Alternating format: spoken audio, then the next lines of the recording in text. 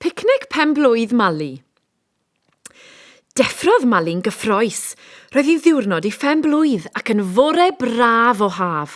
Roedd Mali a'i ffrindiau wedi penderfynu cael picnic ac roedd angen siopa bwyd, felly bant a Mali i'r dre gyda'i rhestr siopa. Mali, Mali, gweiddodd Sara'r sgwarnog wrth weld Mali'n mynd i'r dre. Wyt ti'n mynd i siopa? Gai ddod gyda ti? Wrth gwrs, meddai Mali, bydd angen dy help di gario'r holl fwyd. Mae angen bara, caws a jam mwyn gwneud y brechdannau, sydd oren, cacennau bach hifen, creision, bisgedi siocled, unrhyw beth arall? Treifl, meddai Sara. Rhaid cael treifl, dyna hoff bwdin Twm y Tarw. Da iawn, Sara. Bydd Twm wrth i fodd dy fod i wedi cofio am ei hoff bwdin. Wyt ti'n clywed yr arogl na, Mali? Gofynnodd Sara. Ydw, arogl gwair newydd i dorri, does dim byd gwell.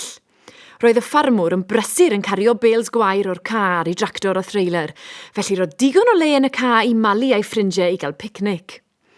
Wrth i Mali a Sara gyrraedd y dre, dyma nhw'n gweld Dilwyn y dreinog yn ceisio croesi'r ffordd i'r siop. Rhedo nhw ato i gynnig help llaw.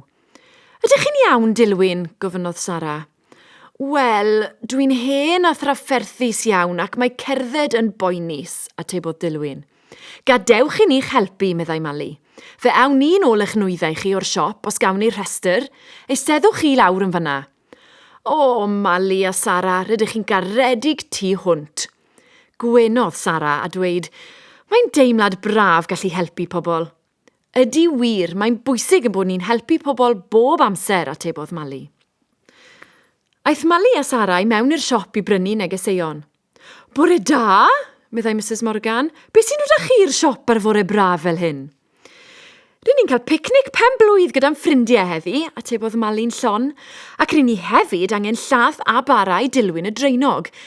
Rydyn ni angen prynu bara, caws, jam, sydd oren, cacennau bach hifen, creision, bisgedi siocled a threifl, bloediodd Sara. Wel am wledd, meddai Mrs Morgan. A chwarae teg i chi am helpu Dilwyn. Iam, wisio bwyta'r wledd mae gyd nawr, meddai Sara gan neidio i fyny ac i lawr mewn cyffro. Sponciodd Sara a Mali allan o'r siop a rhoi llon basged o fwyd i Dilwyn. Dyma chi, Dilwyn. Ydych chi eisiau ymuno ni am bicnic pen-blwydd? Wel, am wahoddiad hyfryd, basen ni wrth y modd, atebodd Dilwyn yn ddiolchgar.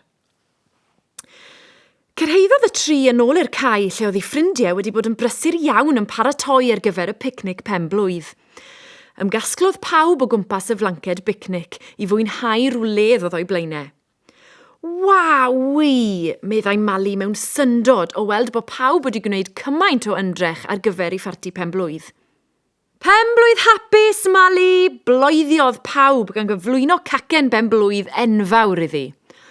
Am wledd, meddai Twm y Tarw wrth weld yr holl fwyd oedd gan Mali a Sara. Rydyn ni wedi cael treifl i ti hefyd, Twm, meddai Sara'n falch.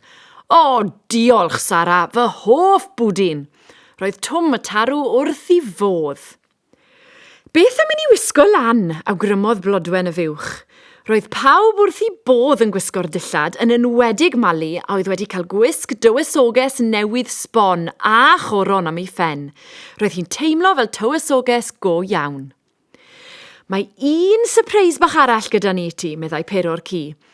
Rydyn ni wedi cyfansoddi can arbennig ar gyfer dy ben-blwydd di, Mali. Barod bawb? Neidiodd pawb ar ei trad a dechrau canu.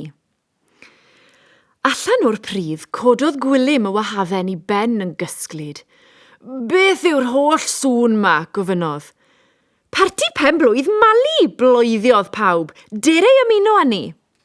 Roedd pawb wrth i bodd yn canu a dawnsio. Mae gen i un syniad bach arall, meddai Sara'n gyffroes. Beth am i ni fynd i'r traeth i gael hifen ia a gêm o bêl-droed i orffen y dydd? Cytunodd pawb. Mae'n rhy hwyr i mi, meddai Dilwyn y dreinog yn flinedig. Dwi'n mynd am adre i fy ngwely. Ond dyw i ddim yn nos eto, meddai Mali. Mis Gorffennaf wybren glir, hael ar fryn a dyddiau hir, adroddodd. Ti yn iawn, Mali, ond mae hen ddreinog fel fi angen gwely cynnar, cofia. Diolch am y gwahoddiad i dy barti, nes i fwynhau mas draw. A throdd Dilwyn am adre. Hwyl fawr, Dilwyn, meddai pawb, a bant yn hwyr trath. Am ddiwrnod pen-blwydd perffaith, meddai Mali'n hapus. Diolch i chi gyd, mae'n braf cael treulio amser gyda ffrindiau a phawb yn helpu gilydd.